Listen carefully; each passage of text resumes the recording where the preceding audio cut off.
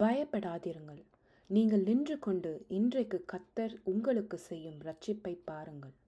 இன்றைக்கு நீங்கள் காண்கிற எகிப்தியரை இனி என்றைக்கும் காணமாட்டீர்கள். கர்த்தர் உங்களுக்காக யுத்தம் பண்ணுவார். நீங்கள் சும்மா இருப்பீர்கள். யாத்ராகமம் 14வது அதிகாரம் 13, 14வது வசனங்கள்.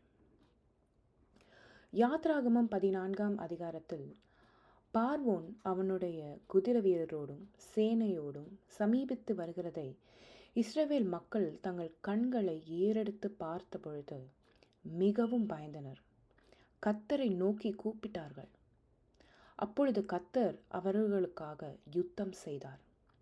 தேவன் செங்கடலை பிளந்து அவர்களை நடக்க செய்து பார்வோனின் சேனையை முறியடித்து போட்டார். இன்றைக்கு நீங்கள் இப்படிப்பட்ட ஒரு நெருக்கத்தின் சூழ்நிலையிலோ பிறர்களால் நெருக்கப்படுகின்ற ஒரு சூழ்நிலையிலோ நீங்கள் காணப்பட்டால் இஸ்ரவேல் மக்களைப் போல நீங்கள் உங்கள் கண்கள் நெருக்கத்தின் சூழ்நிலையை ஏறெடுத்து பார்க்காமல் கர்த்தரை நோக்கி பாருங்கள். அவரிடம் உங்கள் மன்றாட்டின் ஜெபத்தை ஏறெடுங்கள். வாழ்க்கையின் போராட்டங்களை எதிர்த்து நீங்கள் போராடாமல் கர்த்தரிடம் ஒப்புக்கொடுங்கள்.